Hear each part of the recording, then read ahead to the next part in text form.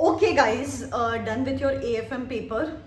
Many messages I'm receiving from the students. It was one of the toughest papers. Ma'am कभी सोचा ही नहीं था कि ऐसा भी पेपर आ सकता है. कोई क्वेश्चंस तो समझ में नहीं आए कि कौन से चैप्टर में से आए हैं. एकदम ब्लैंक फील कर रहे थे एग्जामिनेशन में जाके. लास्ट 2 अटेम्प्ट में ही काश पास हो जाते, ये नौबत ही नहीं आती. बहुत सारे मैसेजेस मुझे आ रहे हैं. Guys, first of all calm down. एक बात जान लो, सिर्फ आपका पेपर नहीं है जो डिफिकल्ट गया है. एवरी स्टूडेंट, मुझे तो ना एक स्टूडेंट भी नहीं मिला जिसने बोला मैम मेरा पेपर तो जबरदस्त गया, बहुत अच्छा गया. और जो बोल भी रहे हैं ना, I am pretty sure they are bluffing, because actually मैंने भी पेपर देखा. Paper was difficult. तो चलो ये बात तो एस्टैब्लिश्ड फैक्ट हो गई कि पेपर डिफिकल्ट था. लेकिन व्हाट नेक्स्ट? अभी बच्चे क्या बोल रहे हैं, मैम ऑडिट देके कोई फायदा ही नहीं है, ये अटेम्प्ट तो क्लियर होने वाला ही नहीं है. मैंने तो सोचा था एएफएम मुझे बचाने वाला है, अभी ऑडिट तो मेरा एनीवेज ही डिफिकल्ट पेपर लगता है मुझे, अभी ऑडिट पढ़ के क्या ही फायदा. दिस दैट बहुत सारी नेगेटिविटी है. बेटा मैं ये नहीं बोलूंगी कि ये नॉर्मल नहीं है.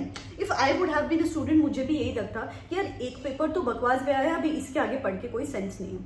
बट बेटा अगर आप मुझे बड़ी बहन मानते हो, listen to me as a mentor. इतने सालों के एक्सपीरियंस से मैं आपको बता रही हूँ, जो भी पेपर डिफिकल्ट सेट होता है ना, उसकी या तो चेकिंग ईजी होती है, उसमें या तो आपको ग्रेस मार्क्स मिलने के चांसेस होते हैं. आप जो एस्टिमेट कर रहे हो उससे आपको 5, 10, 15 मार्क्स तो ऊपर ही मिलते हैं. काफी बार बच्चे गिव अप मार देते हैं. लेट्स से आपको लगता है कि मुझे 35 के ऊपर मिल ही नहीं सकते एएफएम में.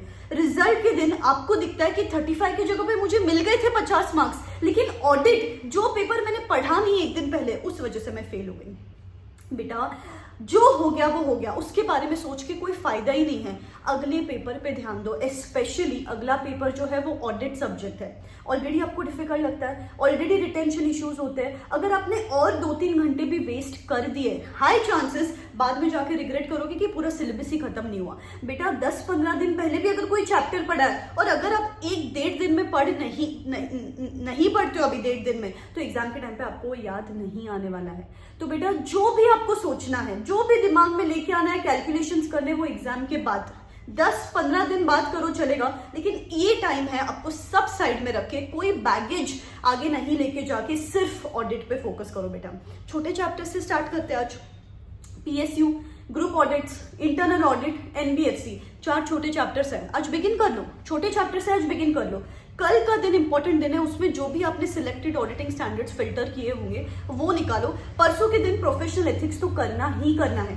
टाइम मिलता है तो audit of banks, due diligence, digital audit की तरफ जाना. अदरवाइज ये चीजें तो करो, अच्छे से करो. बेटा please I am telling you, ये टाइम वापस नहीं आने वाला है. थोड़े से इमोशन साइड में रखो, प्रैक्टिकल होना जरूरी है. This is the time to push yourself, because बाद में टाइम है आपके पास. जितना नेगेटिव सोचना है, जितने कैलकुलेशंस करने हैं कर लेना. यू नेवर नो, ऐसा डिफिकल्ट पेपर जब आता है ना, आईसीआई ग्रेस मार्किंग देता ही देता है. बिल्कुल भी टेंशन की बात नहीं है. बस प्लीज थोड़े इमोशंस, अगर देखो आपको अभी आज थॉट्स ही कंट्रोल नहीं हो रहे ना, सो जाओ. मैं क्या बोलती हूँ, सो जाओ.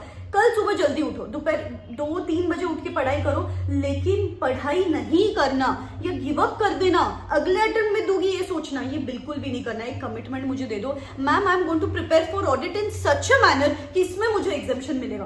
बेटा सी, अभी एएफएम डिफिकल्ट आया, जनरली हर ग्रुप में एक पेपर डिफिकल्ट आता है. हाई चांसेस की ऑडिट इजी आ जाए, ऑडिट एवरेज हो जाए, ऑडिट की चेकिंग इजी हो जाए. यू नेवर नो, कल जाके अपने को कोई रिग्रेट नहीं चाहिए. तो प्लीज बेटा बुक्स उठाओ और पढ़ाई करना स्टार्ट करो. ठीक है, all the best, bye bye, take care.